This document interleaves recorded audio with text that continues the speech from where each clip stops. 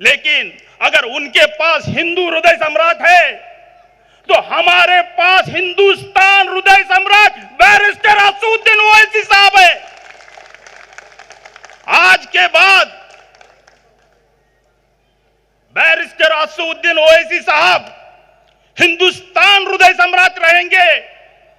क्यों? वो टिल्लू नीतीश राणे बोल रहा है कि मस्जिद में घुस के मारूंगा, उसके साथ साथ वो बीच में बोला कि मैं ईद नहीं बनाने दूंगा। अरे तेरे बाप का राज है क्या नीतीश राणे? अरे नीतीश राणे तेरे बाप का राज है क्या कि तू ईद नहीं बनाने देगा, तू मस्जिद में घुस के मारेगा? अरे मस्जिद में घुस के मारने के लिए ये कुर्ला की कोई भी मस्जिद में आ जा, ये मुसलमान तो बाद में आएगा, पहला ये दलित तेरे सामने आएगा। है हिम्मत? बीच में वो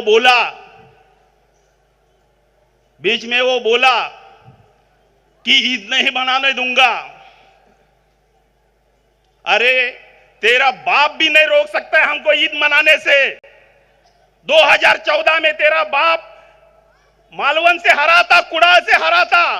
उसके बाद में बांद्रा में बाई इलेक्शन लगने जा रहा था। उसी वक्त तेरा बाप गली गली में मुसलमानों को वोट मांगने के लिए घूम रहा था। मेरे दोस्तों, भूल गया वो दिन? उस वक्त नवाब मलिक साहब को हाथ जोड़ रहा था। जितने भी दलित नेता है, मुसलमान नेता है, उसको हाथ जोड़ रहा था। आज बीजेपी में गया तो बहुत जबान चलने लगी है तेरी।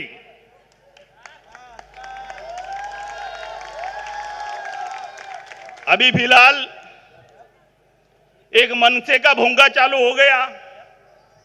वो बोल रहा है अगर मेरी सरकार आएगी तो एक दिन में भोंगा हटा दूंगा, मस्जिद में जितने भी भोंगे हैं वो हटा दूंगा। अरे तेरी सरकार क्या, तू पीएम बनने के बाद भी मस्जिद के भोंगे तो हटा नहीं सकता है?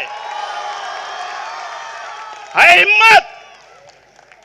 ना तेरी सरकार आएगी ना भोंगे हटेंगे।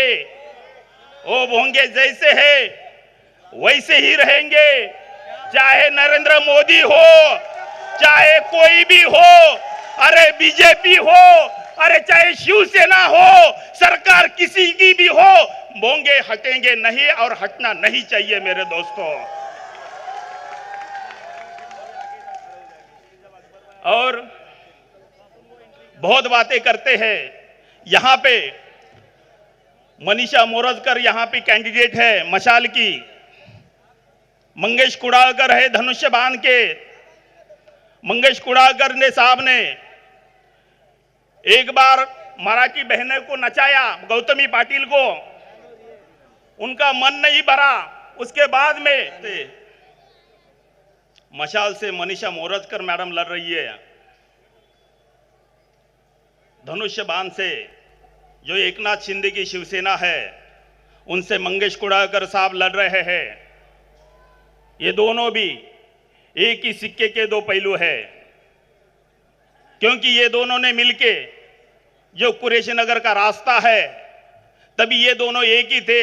एक आमदार था, एक नगर सेवक था, दोनों ने मिलके कुरैशी नगर का रास्ता रोका था।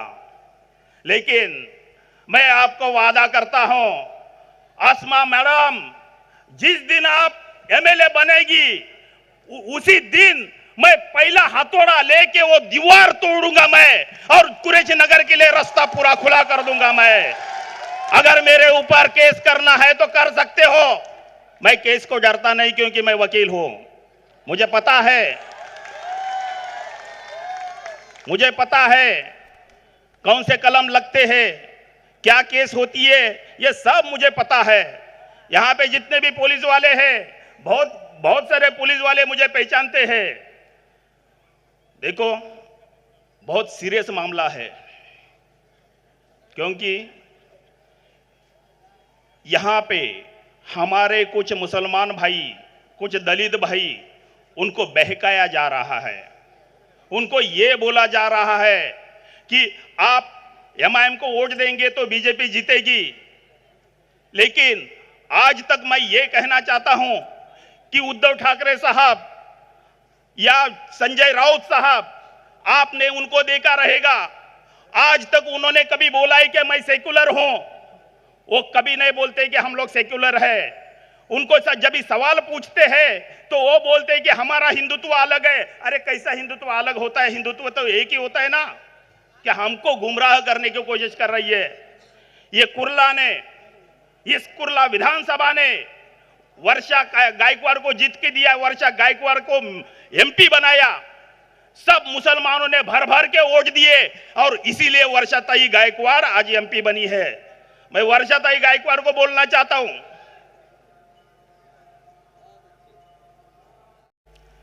मैं रिस्पेक्ट करता हूं, मुस्लिम धर्म का रिस्पेक्ट करता हूं, इसलिए 3 बार मैंने मेरा स्पीच रोका। मैं मुस्लिम धर्म का रिस्पेक्ट इसलिए करता हूं कि वो मेरे धर्म का रिस्पेक्ट करते हैं, इसलिए मैं मुस्लिम धर्म का रिस्पेक्ट करता हूं। मैं वर्षाताई गायकवाड़ की बात कर रहा था। मैं ये मंच से वर्षाताई गायकवाड़ को बोलना चाहता हूं, वर्षाताई गायकवाड़, आप कुर्ला में इंटरफेयर मत करो। अगर कुर्ला में आप इंटरफेयर करोगी तो फिर नेक्स्ट टाइम आप एमपी के एमएलए भी नहीं बनोगी। आप बनिए ना एमपी, ये सब मुसलमानों की वजह से एमपी बनी हो। मुझे मालूम है, मेरे पास सब कुछ काउंटिंग है। जितने भी मुसलमान हैं उन्होंने आपको भर भर के वोट दिए हैं, इसीलिए आप एमपी बनी है। आज आप हमारा खाना खराब मत करो, हमारे बीच में मत आओ। ये दोनों भी पॉलिटिकल पार्टियां, दोनों भी शिवसेना, ये से कोई सेक्युलर पार्टी नहीं है।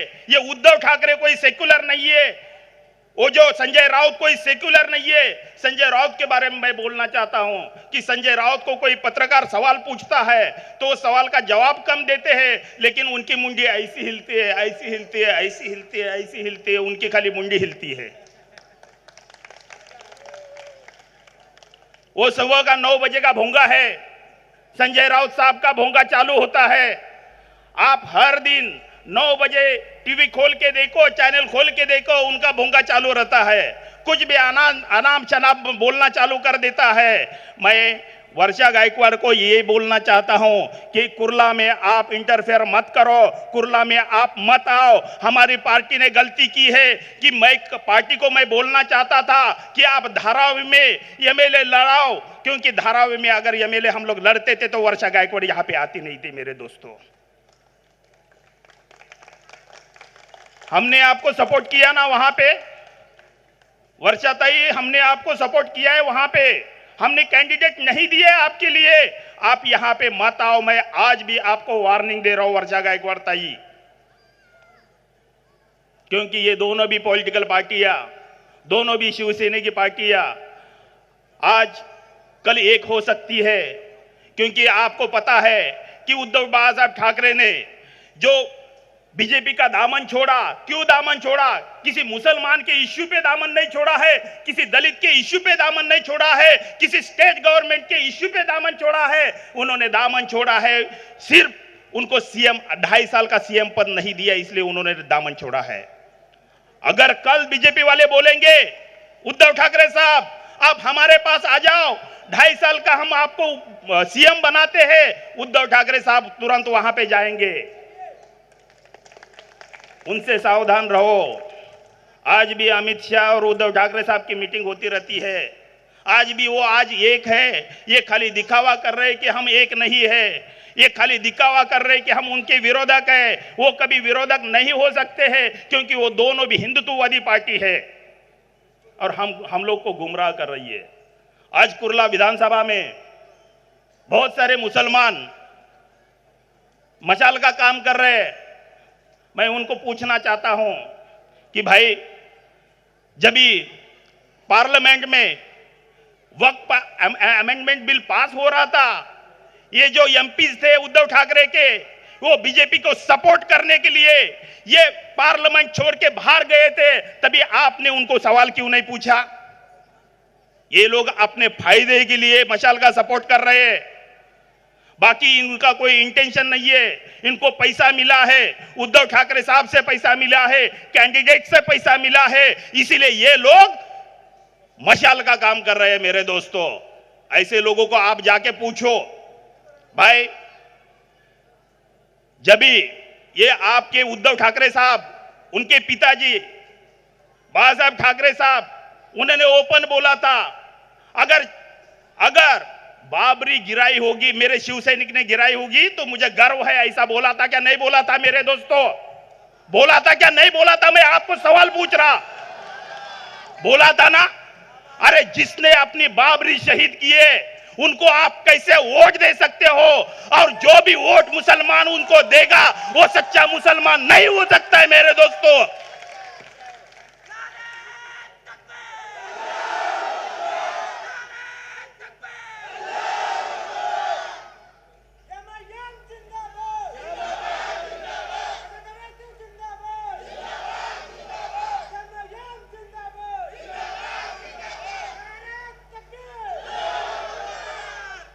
हमारे यहां पे 167 वार्ड है, 168 वार्ड है, 170 वार्ड है, 171 वार्ड है। यहां पे जितने भी नगर सेवक लगना चाहते हैं, सुन लो मेरी बात, सुन लो मेरी बात। अगर आप अभी मशाल को साथ देंगे तो आपको कारपोरेटर नहीं बनने देंगे हम लोग। जितने भी लगना चाहते हैं ये सोच लो, अगर आप मशाल या धनुष्य बाण को आप सपोर्ट करेंगे तो पूरा मुसलमान आपके खिलाफ जाएगा और आप नगर सेवक नहीं बन सकते। मेरे दोस्तों,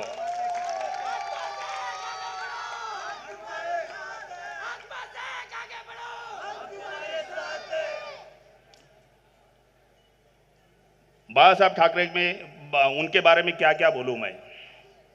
उन्होंने कितने बार मुसलमानों को लांडा बोला है? बोला है क्या नहीं बोला है? मेरे दोस्तों, बोला है क्या नहीं बोला है? मेरे दोस्तों बताओ, हाथ ऊपर करके बताओ, आपको लांडा बोला है क्या नहीं बोला है? मीडिया वालों दिखाओ। और उसकी पार्टी को आप वोट देंगे या नहीं देंगे? जोर से बोलो, उसको वोट देंगे या नहीं देंगे? चाहे कुछ भी हो जाए, चाहे कुछ भी हो जाए, ना मशाल को वोट देंगे ना धनुष को वोट देंगे। ये दोनों भी हमारे लिए दुश्मन है, क्योंकि उन्होंने हमारी बाबरी को शहीद किया है। दूसरी बात, जो वर्षा गायकवाड़ जी को मैं पूछना चाहता हूं कि कोल्हापुर के आपके एमपी है शाहू महाराज, बराबर ना? वो शाहू महाराज के बेटे संभाजी महाराज है। संभाजी महाराज ने पूरे हिंदू को जमा किया, विशालगढ़ कोल्हापुर में गए, वहां की अपनी मस्जिद थी, वो मस्जिद पे उन्होंने अटैक किया, मस्जिद को शहीद करने की कोशिश की। और यही लोग कांग्रेस वाले हैं। इनका बोलना बात अलग होता है, इनके मन में बात अलग होती है। ये दिखावा करते हैं कि हम मुसलमानों के साथ हैं, हम दलितों के साथ हैं, लेकिन अपना कोई साथ नहीं है। मेरे दोस्तों, आज ये मंगेश कुडाकर और मोरजकर, अरे मोरजकर के बारे में मुझे एक किस्सा याद आ गया। मेरा एक कुर्ला का दोस्त था मोरजकर, जो मनीषा मोरजकर है, उसके हस्बैंड बिल्डर है, नेहरू नगर में बहुत सारा बिल्डिंग का कंस्ट्रक्शन करते हैं। मेरा कुर्ला वेस्ट का एक दोस्त है, वो उनके पास गया कि भाई मुझे एक फ्लैट खरीदना है। मोरजकर साहब ने क्या बोला मालूम है आपको? मैं मुसलमान को फ्लैट देता नहीं है, बेचता नहीं है। इतनी नफरत है मोरजकर के मन में मुसलमानों के खिलाफ। उसके बाद में मेरा दोस्त मुझे आके बोलता है, डावरे साहब, कि मैं एक फ्लैट लेना चाहता हूं, मैं पैसा देना चाहता हूं, मेरे पास पैसे हैं, मेरे पास सब कुछ है, उसके बावजूद ये मोरजकर साहब मुझे फ्लैट नहीं बेच रहा है। तभी मोरजकर साहब बोले थे कि चाहे कुछ भी हो जाए, ये नेहरू नगर में मुसलमानों को रुकने नहीं दूंगा, ये नेहरू नगर में मुसलमानों को फ्लैट खरीदने नहीं दूंगा। ये मोरजकर का प्यार है मुसलमानों के लिए। और वही अपने मुसलमान भाई आज उनके पास जाते हैं, उनका काम करते हैं। उनको ऐसा लगता है कि उद्धव ठाकरे साहब अभी सेक्युलर हो गए। अरे उद्धव ठाकरे साहब सेक्युलर नहीं है। मैं अभी भी बोलता हूं, मैं बाद में भी बोलूंगा कि उद्धव ठाकरे साहब सेक्युलर नहीं है। उद्धव ठाकरे साहब हिंदुत्ववादी है, क्योंकि उनके पिताजी हिंदुत्ववादी थे। तो फिर ये सिर्फ सियासत के लिए कांग्रेस के पास आए हैं, शरद पवार साहब के पास आए हैं।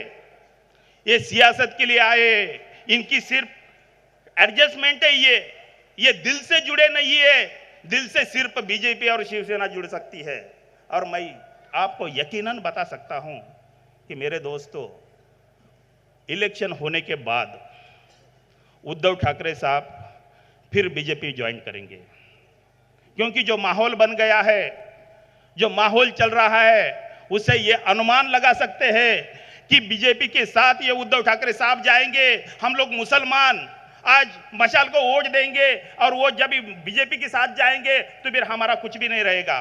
फिर यही मोरजकर साहब फिर बोलेंगे कि मस्जिद में घुस के मारूंगा, कुड़ाकर साहब बोलेंगे मस्जिद में घुस के मारूंगा, और हम लोग उनको चुन के देंगे। हमारे लिए आज गर्व की बात है। मेरी बहन आसमा शेख खुद एडवोकेट है, मैं खुद एडवोकेट हूं, कि आज उनको मौका मिला यहां से लड़ने का।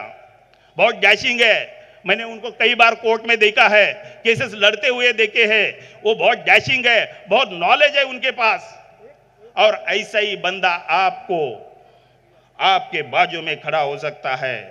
आपके अन्याय अत्याचार पे वही बंदा आपके लिए खड़ा हो सकता है। आप कितना भी कुछ भी कहीं पे भी जाओ, ये मोरजकर आपके साथ नहीं आने वाला है, ये मंगेश कुड़ाकर आपके साथ नहीं आने वाला है। आपके अन्याय, आपके ऊपर जो अन्याय अत्याचार हो रहे हैं, उनको बता के कोई फायदा नहीं है। आसमा मैडम रात दिन आपके लिए ये कुर्ला विधानसभा में आएगी। आपकी जितने भी मसले हैं, जो भी मसाइल है, जो भी प्रॉब्लम्स है, आप उनको बोल सकते हो, वो आपके प्रॉब्लम सॉल्व करेगी। मेरे दोस्तों, मैं ज्यादा वक्त नहीं लेता, क्योंकि मुझे जो बोलना था मैं बोल चुका हूं। लेकिन मेरा एक स्लोगन है, ये मंच से मेरा एक स्लोगन रहता है। कोई भी मंच हो, मैं हमेशा एक स्लोगन देता हूं। मैं बोलूंगा जय भीम, आप बोलेंगे जय मीम। जय भीम, जय भीम। अरे आवाज आवाज आवाज आ रही चाहिए। जय भीम। मैं आने वाली 20 तारीख को मेरे सभी भाइयों को रिक्वेस्ट करता हूं कि पतंग को वोट दो। मेरी बहन आसमा शेख लड़ रही है, उनको भारी वो वोटों से जिताओ। और यही मैं 2 शब्द खत्म करता हूं। जय भीम, जय हिंद, जय भारत, जय संविधान।